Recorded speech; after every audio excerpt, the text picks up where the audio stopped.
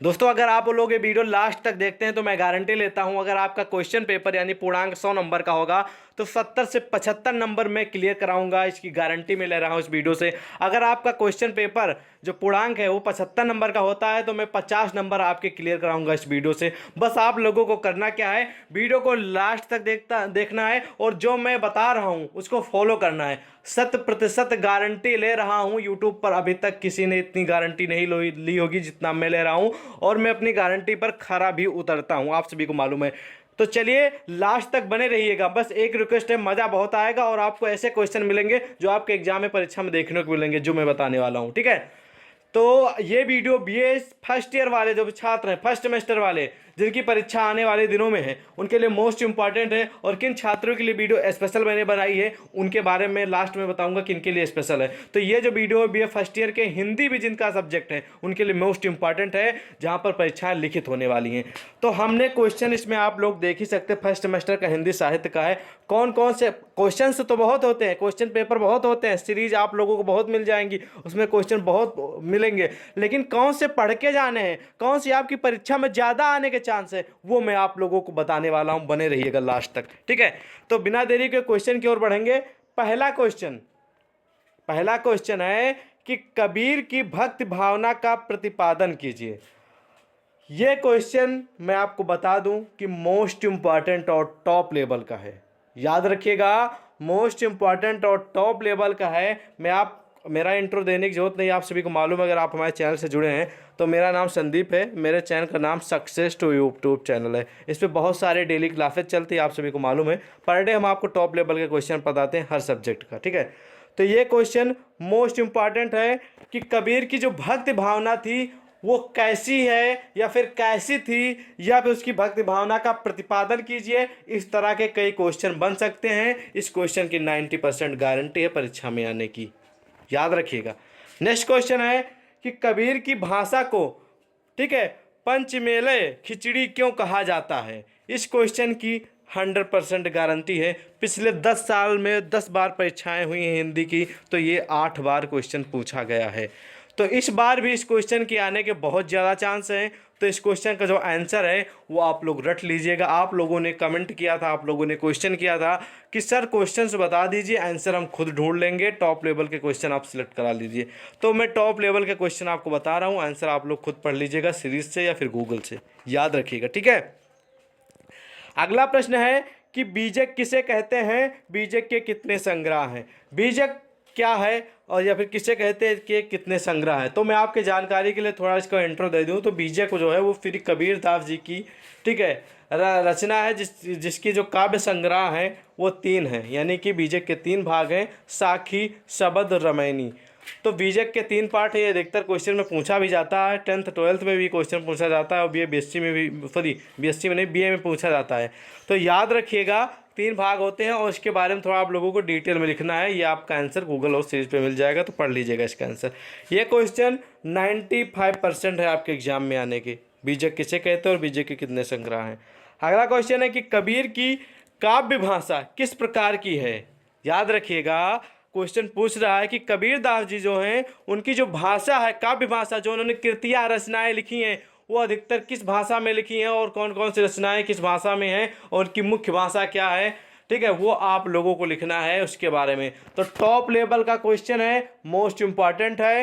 ये सारे जो क्वेश्चन मैं आपको बता रहा हूँ, इस क्वेश्चन का जो आने के चांस है वो 98% क्वेश्चन के आने के चांस है आपके एग्जाम में 4 नंबर के। ठीक है, मैं आपको ये भी बता दूँ कि ये जो क्वेश्चन है, इन सभी क्वेश्चन का आंसर जो है वो डिटेल में पढ़िएगा। हो सकता है आपके क्वेश्चन जो मैं बता रहा हूँ ये आपके अति लघु उत्तरीय में आए, हो सकता है लघु उत्तरीय में आ जाए, हो सकता है विस्तृत उत्तरीय में आ जाए, हो सकता है कि ऐसे इंडिविजुअली कई यूनिवर्सिटियों में क्वेश्चन पूछ लिए जाते हैं, उसमें ना अति लघु उत्तरीय लिखा होता है, ना विस्तृत और ना लघु, उसमें ऐसे क्वेश्चन दे दिए जाते हैं और कहा जाता है कि इनमें से किन्हीं 5 क्वेश्चन का आंसर या फिर 10 क्वेश्चन का आंसर दीजिए। यह बातें आप लोग ध्यान में रखिएगा। ठीक है, अगला क्वेश्चन है कि कबीर का जीवन परिचय दीजिए एवं उनकी रचनाओं पर संक्षिप्त प्रकाश डालिए।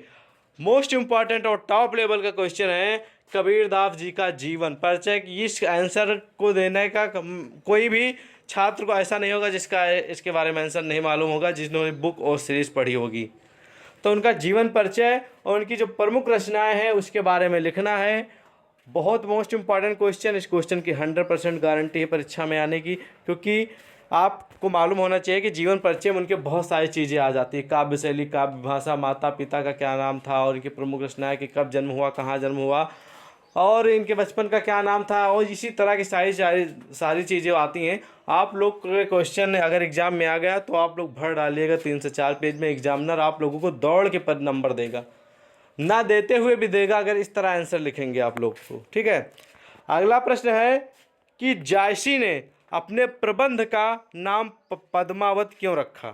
याद रखिएगा, जो मलिक मोहम्मद जायसी जी हैं, उन्होंने, देखिए यहाँ पर मैंने आप लोगों को कबीरदास जी से इतने मोस्ट इंपॉर्टेंट क्वेश्चन बताए जो कि 5 हैं।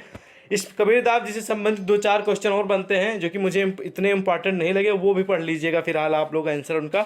ये 5 हैं, इसमें से मैं 100% गारंटी ले रहा हूँ 2 क्वेश्चन की, 2 क्वेश्चन आपकी परीक्षा में देखने को मिलेंगे, तो सारे के सारे पढ़े रहेंगे तो 2 मिल जाएंगे, तो आप लोगों को कम से कम 15-20 नंबर तो क्लियर ही हो जाएंगे सिर्फ कबीरदास जी से। अब अगला क्वेश्चन आप लोगों को मैंने बताया कि जो जायसी जी हैं अपने प्रबंध का नाम पद्मावत क्यों रखा है, इसके बारे में आप लोगों को लिखना है। इनका जो महाकाव्य है, ठीक है, पद्मावत, इन्होंने इसका प्रबंध का नाम, ठीक है, अपने प्रबंध का नाम पद्मावत क्यों रखा है।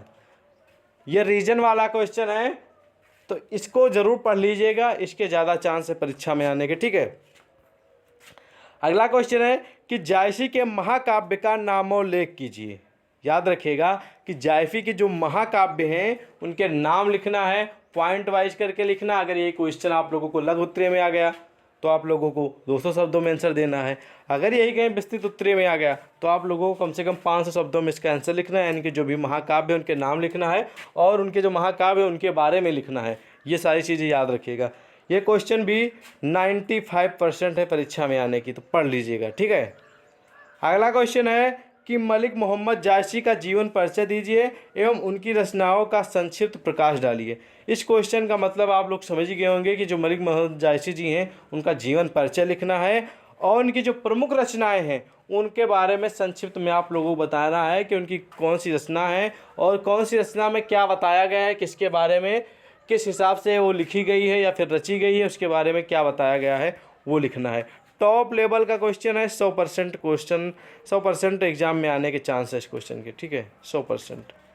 ठीक है, अगला क्वेश्चन है कि जायसी के, याद रखिएगा, जायसी के काव्य की सामान्य विशेषताओं पर प्रकाश डालिए।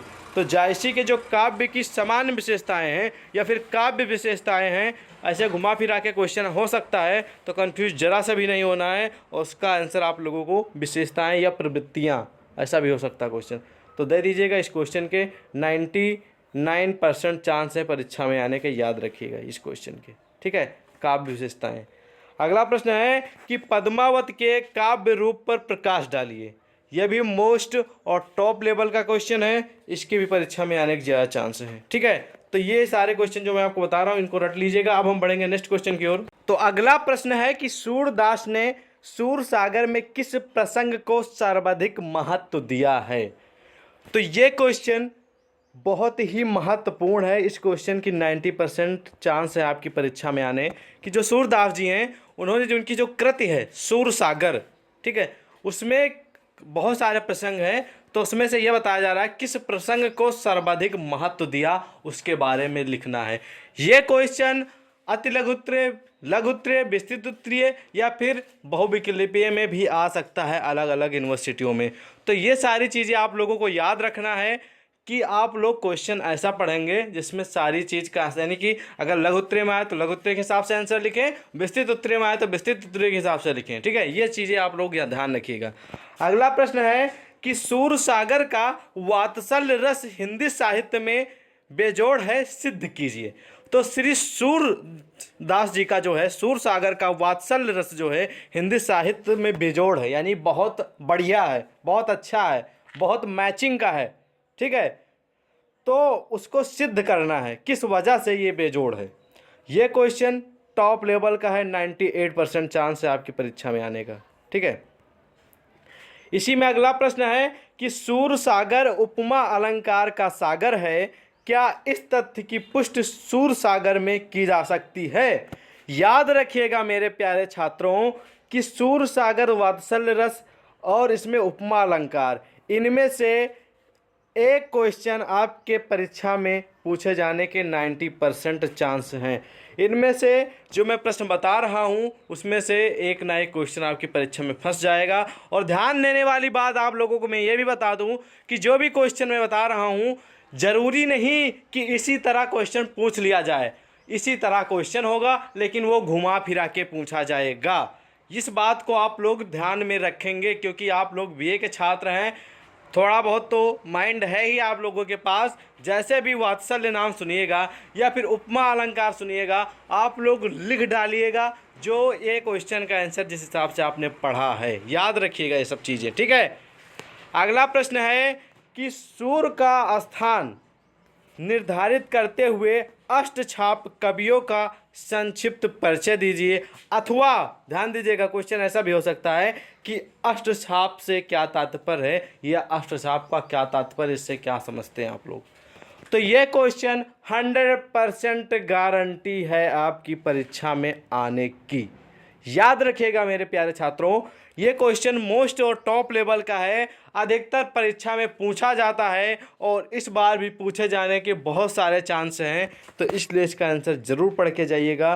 सूर्य का स्थान यानी सूर्यदास का स्थान निर्धारित करिए कि अष्टछाप कवियों, ठीक है, का संक्षिप्त परिचय दीजिए, ठीक है।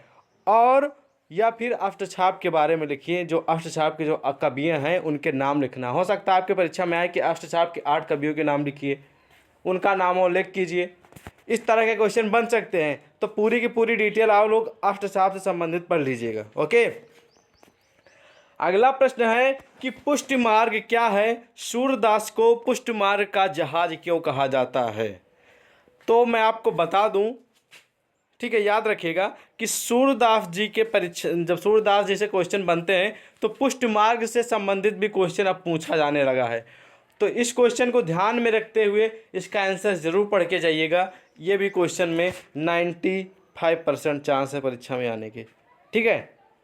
ओके, अगला प्रश्न है कि सूर्यदास के काव्य की समान विशेषताओं पर प्रकाश डालिए। या सूर्यदास की काव्य विशेषताएं लिखिए या फिर सूर्यदास की काव्य प्रवृत्तियों के बारे में लिखिए या फिर काव्य प्रवृत्तियों की विशेषताएं लिखिए।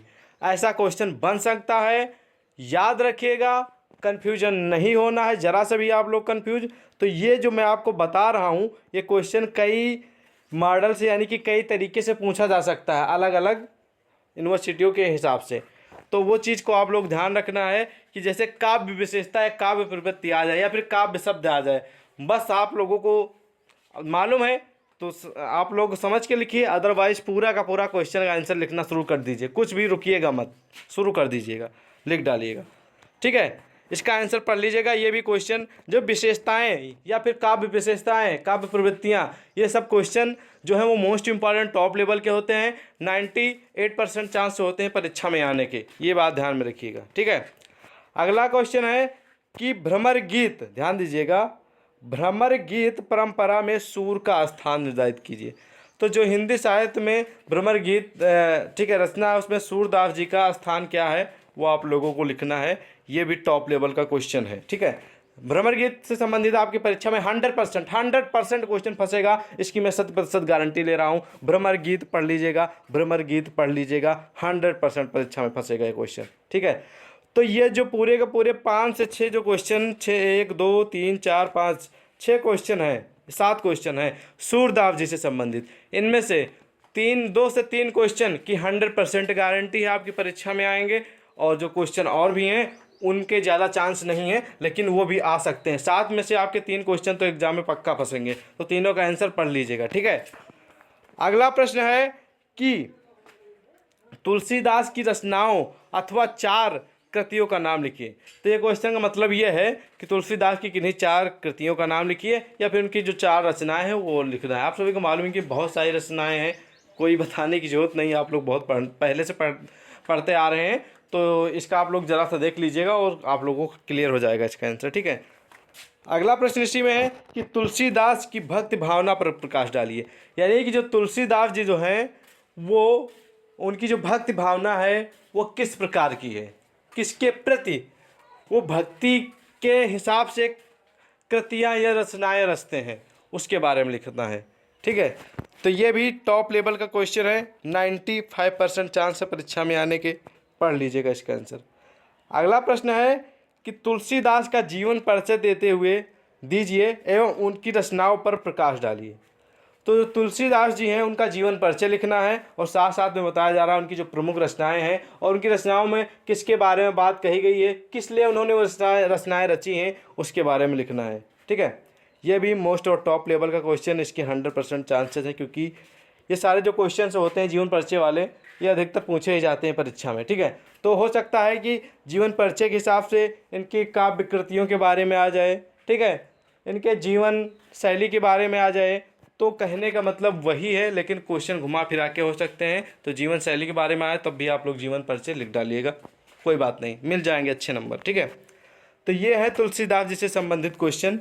अभी मैंने आपको बताया सूरदास और मैंने आप लोगों को बताया कबीरदास, और अब हम बढ़ेंगे नेक्स्ट क्वेश्चन की ओर, जो कि आपको हम दिखाएंगे। अगला क्वेश्चन है तुलसीदास जी से संबंधित है। लिखा है कि तुलसीदास के काव्य की सामान्य प्रवृत्तियों की विस्तृत विवेचना कीजिए।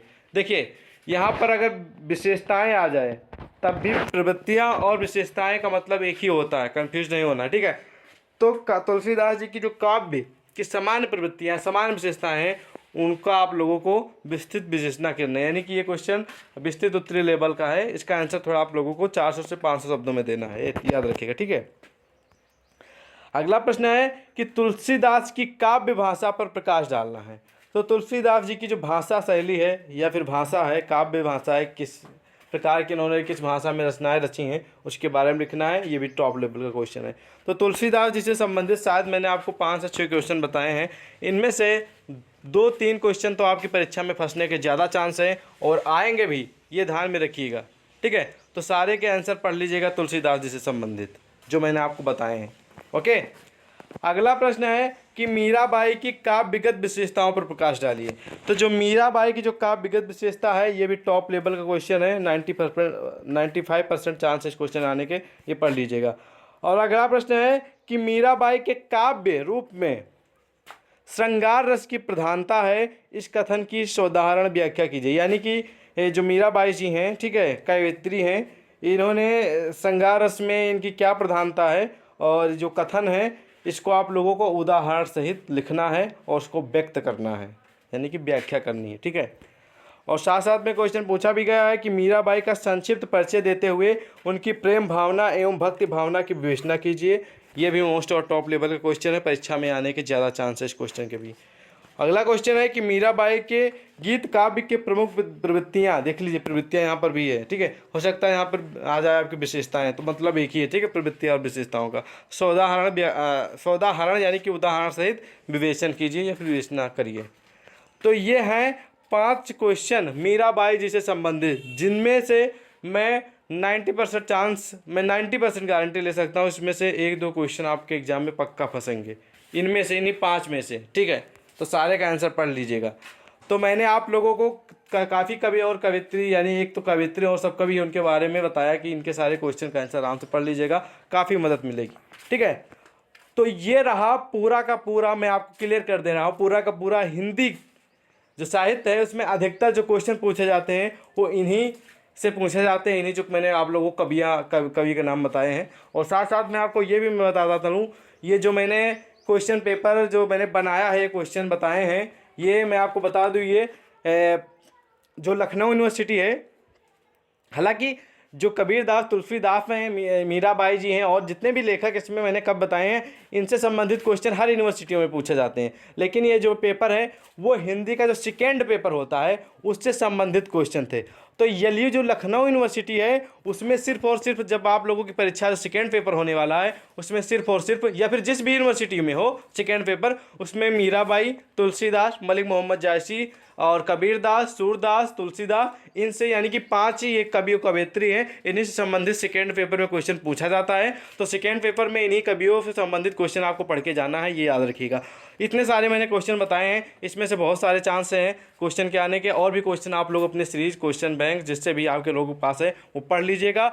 मैं भरोसा दिलाता हूँ इस वीडियो से आपको काफ़ी मदद मिलेगी। और भी कौन से सब्जेक्ट का मॉडल पेपर चाहिए कमेंट में ज़रूर बताएं। और मैं आपको बता दूं दोस्तों, एक मैंने नया चैनल स्टार्ट किया है, अभी तक जिन छात्रों ने उसको सब्सक्राइब नहीं किया तो न्यू चैनल नाम लिखा है और नीचे लिंक है, उस पर सब्सक्राइब कर लीजिएगा, लिंक पर क्लिक करके। ठीक है, मिलते हैं नेक्स्ट मॉडल पेपर के साथ, तब तक के लिए जय हिंद।